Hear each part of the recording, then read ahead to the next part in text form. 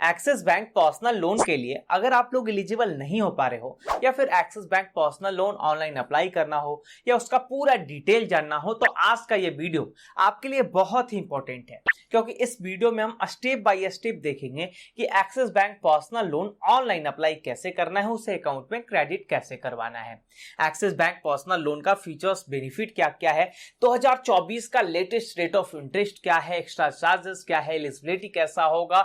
इसके अलावा EMI calculator से एक्सिस पर्सनल लोन के रेट ऑफ इंटरेस्ट और मंथली ईएमआई को भी कैलकुलेट करेंगे। कहने का मतलब एक्सिस बैंक पर्सनल लोन से रिलेटेड सब कुछ जानेंगे इसी एक वीडियो में। तो ऐसे और उपयोगी वीडियो के लिए चैनल को सब्सक्राइब करें। आइए वीडियो शुरू करते हैं। सभी लोग अपने अपने जरूरत और एलिजिबिलिटी के अनुसार एक्सिस बैंक से मैक्सिमम 40 लाख तक का लोन उठा सकते हैं। बहुत ही कम रेट ऑफ इंटरेस्ट पे और बहुत ही फास्ट प्रोसेसिंग से ये लोन आपको मिल जाएगा। लेकिन यहां समझना ये होगा ना कि किस किस व्यक्ति को एक्सिस पर्सनल लोन मिलेगा, कौन कौन व्यक्ति यहां से एलिजिबल हो सकते हैं एक्सिस पर्सनल लोन के लिए। देखो, ऐसे में बैंक का कहना है कि जो भी व्यक्ति यहां से एक्सिस पर्सनल लोन लेने आएंगे वो सैलरीड पर्सन होने चाहिए। आप किसी भी सेक्टर के एम्प्लॉय हो, उससे कोई फर्क नहीं पड़ता है, प्राइवेट एम्प्लॉय हो, गवर्नमेंट एम्प्लॉय हो या गवर्नमेंट के किसी भी सेक्टर के एम्प्लॉय हो, उससे कोई फर्क नहीं पड़ता। आपका एक सैलरी अकाउंट होना चाहिए। वो सैलरी अकाउंट अगर एक्सिस बैंक से मेंटेन होता है तब नेट मंथली इनकम 15,000 या उससे ज्यादा होना चाहिए। और अगर एक्सिस बैंक से ना होकर के किसी अदर बैंक से आपका सैलरी अकाउंट मेंटेन होता है तब नेट मंथली इनकम 25,000 या उससे ज्यादा होना चाहिए। ओके जी, आपका जो एज है, मिनिमम एज वो 21 ईयर होना चाहिए और मैक्सिमम एज 60 ईयर्स तक ही होना चाहिए। यानी इसी बीच आपको लोन मिलेगा और सारे लोन अमाउंट का रीपेमेंट भी आपको इसी बीच में कर देना है। ठीक है जी, आप किसी भी सेक्टर के एम्प्लॉय हो, उससे कोई फर्क नहीं पड़ता। आपका एम्प्लॉयमेंट का जो एक्सपीरियंस है वो कम से कम 1 साल का होना चाहिए। इसके बाद ऐसा नहीं है कि सेल्फ एम्प्लॉयड को या प्रोफेशनल को यहां से लोन नहीं मिलेगा, मिलेगा। उन्हें भी लगभग सेम ही प्रोसेस है, उनका भी सेम ही प्रोसेस है, लेकिन हाँ, उन्हें लोन मिलेगा, उन्हें अलग कैटेगरी का लोन मिलेगा। ठीक है, उनका फीचर्स और बेनिफिट और एलिजिबिलिटी थोड़ा सा कुछ अलग होगा। इसके अलावा डॉक्यूमेंट्स के रूप में किन किन चीजों की जरूरत होगी उसे आप लोग यहां स्क्रीन पे भी देख सकते हो। देखो, यहां आप लोग यहां देख सकते हो डॉक्यूमेंट्स के रूप में किन किन चीजों की जरूरत होगी। या तो आप इसे स्क्रीनशॉट ले लो, बाद में भी पढ़ लेना, या फिर भी यहां वीडियो पॉज करके भी आप देख सकते हो। फिर इन कंडीशन के साथ साथ अगर आप लोगों का क्रेडिट हिस्ट्री बेहतर रहता है और इन कंडीशन को आप लोग फॉलो कर लेते हो तो एक्सिस बैंक पर्सनल लोन लगभग चांस है कि आपको मिल जाएगा। एक्सिस बैंक पर्सनल लोन लेने के लिए आपको करना क्या होगा, आपको एक्सिस बैंक के साइट पे चले आना है। ठीक है, एक्सिस बैंक के साइट पे आप आ जाओगे। फिर यहां देखो, यहां लोन, यहां अप्लाई नाउ का ये जो ऑप्शन है, यहां हम लोगों को क्लिक करना है। अप्लाई नाउ के ऑप्शन को क्लिक करना है। क्लिक करने के बाद हम लोगों का प्रोसेस यहां से स्टार्ट हो जाता है, जहां एक्सिस बैंक पर्सनल लोन के फीचर्स के मामले में कहता है कि ये पर्सनल लोन 24/7 कोई भी व्यक्ति कभी भी अप्लाई कर सकता है। नो संडे, नो मंडे, कोई भी व्यक्ति कभी भी अप्लाई कर सकता है। उन्हें इंस्टेंट पर्सनल लोन दिया जाएगा। अगर आप 5 लाख तक का लोन लोगे तो आपको इंस्टेंट पर्सनल लोन दिया जाएगा, और अगर आप मैक्सिमम 40 लाख तक का लोन लोगे तो 1 से 2 दिनों का समय आपको लग सकता है। इसके अलावा देखो, मिनिमम लोन अमाउंट आपको कितना मिलेगा, मिनिमम 50,000 का लोन अमाउंट मिलेगा और मैक्सिमम यहां 25 लाख का ही लिखा हुआ है, लेकिन मैक्सिमम लोन आपको 40 लाख तक का मिल सकता है एक्सिस बैंक की तरफ से। ठीक है जी। इसके अलावा इसका टेन्यूर क्या होगा, तो इसका टेन्यूर मैक्सिमम 84 मंथ्स का होगा। कहीं कहीं आपको किसी भी लोन में हो सके आपका कम अमाउंट होगा तो आपका मैक्सिमम टेन्यूर 60 महीनों का ही होगा, लेकिन ऐसे मैक्सिमम टेन्यूर 84 मंथ्स का दिया जाता है। लेकिन आपका अमाउंट के ऊपर डिपेंड करता है, वो आपको ही चुनना होगा कि मैक्सिमम कितना टेन्यूर आप चुनना चाहते हो। ठीक है, आपके लोन अमाउंट के ऊपर जो रेट ऑफ इंटरेस्ट लगाया जाएगा वो मिनिमम 10.99% से स्टार्ट होकर के आप यहां देख सकते हो, मिनिमम 10.99% से स्टार्ट हो जाता है और मैक्सिमम 22% तक जा सकता है। आपका कितना भी खराब इनकम, कितना भी खराब सिविल होगा, अगर एक बार आप एलिजिबल हो गए एक्सिस बैंक पर्सनल लोन के लिए तो फिर 22% तक के से ज्यादा रेट ऑफ इंटरेस्ट आपके ऊपर चार्ज नहीं किया जाएगा। ऐसे स्टार्टिंग रेट तो 10.99% है, लेकिन स्टार्टिंग रेट से कोई भी बैंक किसी किसी को लोन नहीं देता, तो एक्सिस बैंक भी आपको नहीं देगी। इसका एक नॉर्मल रेट ऑफ इंटरेस्ट रख सकते हो जो हर व्यक्ति के लगभग चार्ज किया जाता है, वो है 13% के अराउंड में, ठीक है। 12.5, 13 या 13.5% के लगभग 70 to 75, 80% व्यक्ति से चार्ज किया जाता है, ठीक है। तो इसका ये कुछ फीचर्स है। इसके अलावा आपको यहाँ ना तो सिक्योरिटी की जरूरत होगी, ना ही आपको गारंटर देना होगा, और ना ही ज्यादा डॉक्यूमेंट्स का डिमांड बैंक आपसे करेगा। इन फीचर्स के बाद चलिए अब हम लोग लोन को अप्लाई कर लेते हैं। लोन अप्लाई करने के लिए आप लोग इस पेज पे आ गए होंगे। यहां आने के बाद फर्स्ट कॉलम में मोबाइल नंबर एंटर करना है, सेकेंड कॉलम में अपना डेट ऑफ बर्थ या फिर पैन नंबर, दोनों में से कोई एक को एंटर करके आप सेंड ओटीपी को क्लिक करें। फिर उस मोबाइल नंबर पर एक ओटीपी जाएगा, उस ओटीपी को यहां फिल करना है और करना है लॉगिन। लॉगिन करने के बाद बैंक कहता है कि इंस्टेंट 3 स्टेप में हम आपको लोन दे देंगे जी। यहां सबसे पहला स्टेप होगा पर्सनल डिटेल का। फिर जब एलिजिबल हो जाओगे अपना डिटेल फिल करके, तो दूसरे में लोन ऑफर किया जाएगा कि आप कितने का लोन के लिए आप एलिजिबल हो रहे हो, और आपको अपना लोन अमाउंट सेट कर लेना है, टेन्यूर सेट कर लेना है। फिर तीसरे में लोन अमाउंट आपके अकाउंट में इंस्टेंटली क्रेडिट हो जाएगा। यहां से प्रोसेस आगे बढ़ाने के लिए आपको दोनों बॉक्स को टिक करते हुए कंटिन्यू को क्लिक करना है। कंटिन्यू करने के बाद अगले पेज में केवाईसी ऑप्शन चुनना होगा, जिसमें सभी लोगों को 2 ऑप्शन मिलता है। पहला इंस्टेंट और डिजिटल केवाईसी करवाने का 5 से 10 मिनट में जो कंप्लीट हो जाता है, या फिर 2 से 4 दिन वाला जो लेंदी प्रोसेस है वो। इसमें से हम लोगों को सभी को चुनना है ई केवाईसी यानी इंस्टेंट वाला ऑप्शन, ठीक है भाई। तो फर्स्ट ऑप्शन को चुन करके नीचे बॉक्स को टिक करके सबमिट को क्लिक करना है। सबमिट करने के बाद आपका आधार नंबर अब आपको फिल करना होगा। यहां आधार नंबर फिल करके सबमिट को क्लिक करना है। उसके बाद आधार रजिस्टर्ड मोबाइल नंबर पर एक ओटीपी जाएगा, उस ओटीपी को यहां फिल करके सबमिट करना है। फिर जैसे ही सबमिट को क्लिक करेंगे तो आपके आधार कार्ड का सारा डिटेल फेच कर लिया जाएगा।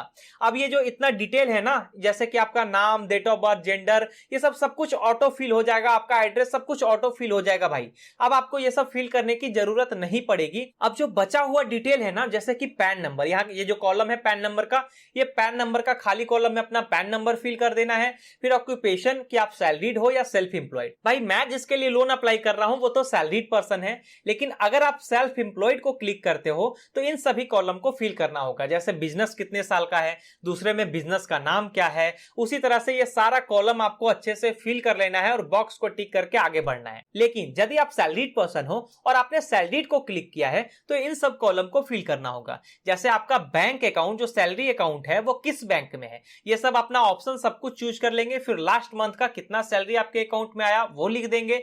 उसके बाद वर्क एक्सपीरियंस कितना है, ये सब कुछ फिल करने के बाद कंपनी नेम, फिर एजुकेशनल क्वालिफिकेशन की कहां तक आप पढ़े लिखे हो, फिर बॉक्स को टिक करके कंफर्म को क्लिक करना है। उसके बाद अगर आप एलिजिबल हो जाते हो तो कांग्रेचुलेशन का पेज सबके सामने आ जाएगा और आप यहां से मैक्सिमम कितने लोन अमाउंट के लिए एलिजिबल होते हो, कितना समय यानी कि कितना टेन्यूर आपको मिलता है, प्रोसेसिंग फी कितना लगेगा, स्टाम्प ड्यूटी का चार्ज कितना होगा, ये सब कुछ सामने शो कर जाएगा। इसमें से आप जितना लोन अमाउंट लेना चाहते हो ना, उसे आप यहां सेलेक्ट कर लेना। कितने साल के लिए, कितने महीने के लिए लेना चाहते हो उसे आप यहां से सेलेक्ट कर लेना, और ये सब कुछ सेट करके कंफर्म को क्लिक कर देना। फिर कंफर्म करने के बाद कंपनी का डिटेल और एड्रेस अब आपको फिल करना होगा। जैसे कि कंपनी नेम, कंपनी का जो ऑफिस का ईमेल आईडी है उसे फिल करना है। अच्छा, ऑफिस ईमेल आईडी को जब फिल करोगे तो उस पर जो ओटीपी जाएगा, क्या वो ओटीपी आपको मिल जाएगा? अगर मिल जाएगा तब तो ठीक है, क्योंकि एक्सिस बैंक जो है ना वो वेरीफाई करती है कि क्या इस बंदे का, इस नाम का जो बंदा है वो आपके ऑफिस में काम करता है या नहीं, इसलिए वो ओटीपी लेता है, वो वेरीफाई करता है, ठीक है। अगर मिल जाएगा तब तो ठीक है, लेकिन अगर नहीं मिलेगा और ये प्रॉब्लम वाली बात है और उसके लिए लोन रुक जाता है, क्योंकि उस ओटीपी के बिना आपको लोन नहीं मिलेगा, ठीक है। तब आप क्या कर सकते हो कि ऑफिस से मिलता जुलता एक ईमेल आईडी आप यहां फिल कर सकते हो जिसका ओटीपी आपके पास आ जाए। उसके बाद थर्ड कॉलम में ऑफिस किस बिल्डिंग में है यानी बिल्डिंग नेम आपको फिल करना है। उस ऑफिस के आसपास जो रोड गया है उस रोड का नाम क्या है, फिर लैंडमार्क, पिन कोड, ये सब कुछ फिल करने के बाद कंफर्म करना है। कंफर्म के बाद ऑफिस मेल पर एक ओटीपी जाएगा। जब तक ये ओटीपी आप फिल नहीं करोगे तब तक लोन डिसबर्स नहीं होगा। तो ओटीपी फिल करने के बाद वेरीफाई को क्लिक करना है। उसके बाद लोन का सारा डिटेल सामने आ जाएगा। यहाँ प्रोसेस आगे बढ़ाने के लिए कंटिन्यू करना है। फिर अगले पेज में लाइफ इंश्योरेंस आप लेना चाहते हो, ये मतलब इच्छा के अनुसार है। अगर आप लाइफ इंश्योरेंस लेना चाहते हो तो इसके साथ ये जो ऑप्शन है ऐड वन टाइम, इसको आप क्लिक कर देना और टिक करके कंटिन्यू कर देना, ठीक है। लेकिन अगर आप इंश्योरेंस नहीं लेना चाहते हो, वो आपके मर्जी के ऊपर डिपेंड करता है। अगर आप इंश्योरेंस नहीं लेना चाहते हो तो डायरेक्टली आपको कंटिन्यू करना है। कंटिन्यू करने के बाद आधार लिंक मोबाइल नंबर पर एक ओटीपी जाएगा, उसे यहां फिल करके अवेल नाउ को क्लिक करना है। उसके बाद सभी लोगों के सामने ये कांग्रेचुलेशन का पेज आ जाएगा और जिस अकाउंट को उस वक्त आपने लिंक किया था उस अकाउंट में ये सारा लोन अमाउंट चला जाएगा। चलिए, एलिजिबिलिटी और फीचर्स समझने के बाद और फिर लोन अप्लाई करने के बाद अब हम लोग एक्सिस पर्सनल लोन के फी एंड एक्स्ट्रा चार्जेस को भी समझते हैं। इसका फी एंड एक्स्ट्रा चार्जेस क्या कहता है? देखो, बैंक का कहना है कि सबसे पहले हम किसी भी कस्टमर से प्रोसेसिंग फीस चार्ज करेंगे, ठीक है जी। वो अप टू 2% तक का प्रोसेसिंग फीस होगा। आपके लोन अमाउंट को देखते हुए 2% तक का प्रोसेसिंग फी हम किसी भी कस्टमर से चार्ज करेंगे। इसके अलावा रेट ऑफ इंटरेस्ट मैंने आपको बताया 10.99% से स्टार्ट हो जाता है और मैक्सिमम 22% तक जा सकता है। लेकिन स्टार्टिंग रेट से कोई भी बैंक लोन आपको नहीं देगा। एक नॉर्मल रेट रख सकते हो 13.5 या 14 या 12.5% का रेट ऑफ इंटरेस्ट आप रख सकते हो कि इसी बीच रेट आपसे चार्ज किया जाएगा, ठीक है। इसके अलावा आप इन सारे एक्स्ट्रा चार्जेस पे गौर कर सकते हो, जैसे कि डुप्लीकेट स्टेटमेंट जो आपको बनवाना होगा तो 250 रुपए का चार्ज देना होगा, ठीक है। इसके अलावा यहां भी आपको 250 रुपए का चार्ज देना होगा, आप यहां देख सकते हो। इसके अलावा आपको नो ड्यू सर्टिफिकेट लेना होगा, वहां भी आपको 50 रुपीज का चार्जेस देना होगा। स्टाम्प ड्यूटी चार्ज कुछ इस तरह का होगा। इसके अलावा प्री पेमेंट चार्ज अगर आप करने जाते हो तो इतने चार्जेस आपको देने होंगे। अगर आप प्री पेमेंट करने जाते हो तो ये कंडीशन के अनुसार डिपेंड करता है कि 3% का चार्जेस कब लिया जाएगा और 2% का चार्जेस कब लिया जाएगा, ठीक है जी। इसके अलावा पेनाल्टी चार्ज भी आपको देना होगा, या आप यहां स्क्रीन पे देख सकते हो। पेनाल्टी चार्ज आपको कितना देना होगा? 24% पर एनम के हिसाब से आपको पेनाल्टी चार्ज देना होगा, ठीक है। इसके अलावा ये सारा चार्जेस आप लोग यहां देख सकते हो। अगर आप चाहो तो आप इसका स्क्रीनशॉट भी ले लो या फिर वीडियो पॉज करके आप यहां पढ़ सकते हो। अगर हम लोग बात करें ईएमआई कैलकुलेटर की, कि मान लिया जाए अगर हम यहां से सपोज किया जाए, मान लिया जाए अगर हम यहां से 50,000 का ही लोन लेते हैं, ठीक है। अगर हम यहां से 50,000 रुपए का लोन लेते हैं तो हमें मेरे ऊपर कितना रेट ऑफ इंटरेस्ट चार्ज किया जा सकता है या फिर मेरा मंथली ईएमआई क्या होगा?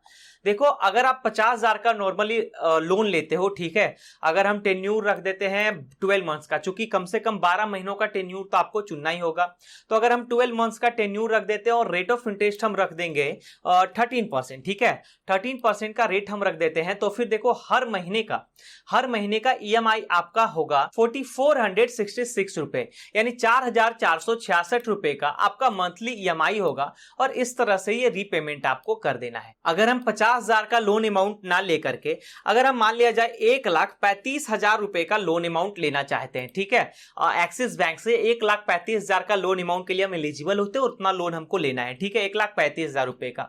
तो फिर इसका टेन्यूर हम क्या रखेंगे? टेन्यूर हम रख देंगे 12 मंथ्स ही रहने देते हैं, 12 मंथ्स का टेन्यूर, और रेट ऑफ इंटरेस्ट हम रख देंगे 13.5% का।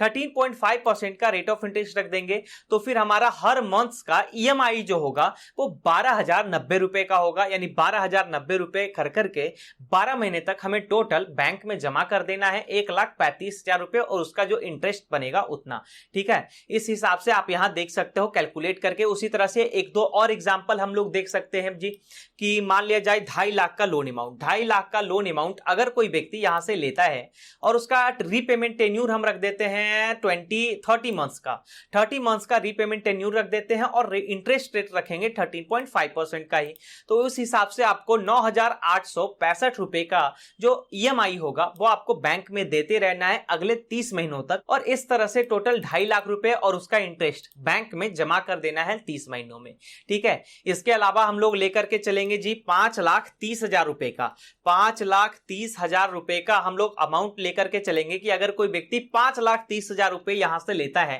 एक्सिस बैंक से, जिसका कि रीपेमेंट टेन्यूर हम लोग कितना रख देंगे? रीपेमेंट टेन्यूर हम लोग रख देंगे भैया 48 मंथ्स का रीपेमेंट टेन्यूर हम रख देते हैं। और हमारा रेट ऑफ इंटरेस्ट क्या होगा 13% का। 13% के हिसाब से आपको 14,219 रुपए बैंक में जमा करते रहना है अगले 48 महीनों तक।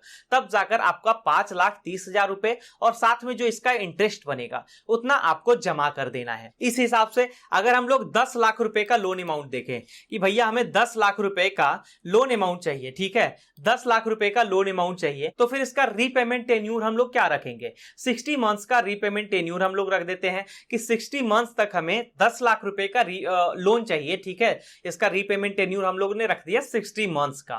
और फिर हम इंटरेस्ट रेट क्या रखेंगे 13% का ही रख देते हैं। चलो 12.5% का हो सके, किसी का सिविल और जो इनकम है वो अच्छा होगा तो 12.5% का ही रेट हम रहने देते हैं। तब जाकर हमें 22,498 रुपए यानी लगभग 22,500 रुपए का हर मंथ का ईएमआई आएगा, जो कि 60 महीनों तक हमें जमा करते रहना है। और 60 महीनों में टोटल हमारा 10 लाख प्लस उसका जो इंटरेस्ट बनेगा यानी हर महीने का जो 22,500 रुपए के लगभग होगा वो बैंक में जमा करना है। और 10 लाख और उसका जो इंटरेस्ट होगा वो टोटली बैंक में जमा हो जाएगा अगले 60 महीनों तक। तो अब आप लोग हमें कमेंट में बताओ कि कितने कितने अमाउंट का एग्जांपल डिटेल में आपको जानना है, या तो वहीं जवाब दे दिया जाएगा या फिर उस पर एक सेपरेट वीडियो बना दिया जाएगा। तो ये पूरा डिटेल था दोस्तों एक्सिस बैंक पर्सनल लोन का। हमें उम्मीद है कि आपने एक्सिस बैंक पर्सनल लोन का पूरा डिटेल अच्छे से देखा होगा, अच्छे से समझा भी होगा। अगर आपको जरूरत होगी तो आपने axis bank personal loan apply भी कर लिया होगा। अगर एक्सिस बैंक पर्सनल लोन से रिलेटेड कोई भी डिटेल आपको समझ में ना आई या कोई प्रॉब्लम हो, कोई सवाल हो एक्सिस बैंक पर्सनल लोन से रिलेटेड, तो आप कमेंट में पूछ सकते हो। चैनल को अब तक आपने सब्सक्राइब नहीं किया है, देर किस बात की, चैनल को सब्सक्राइब करें और ये वीडियो उपयोगी लगे तो इसे लाइक भी जरूर करें।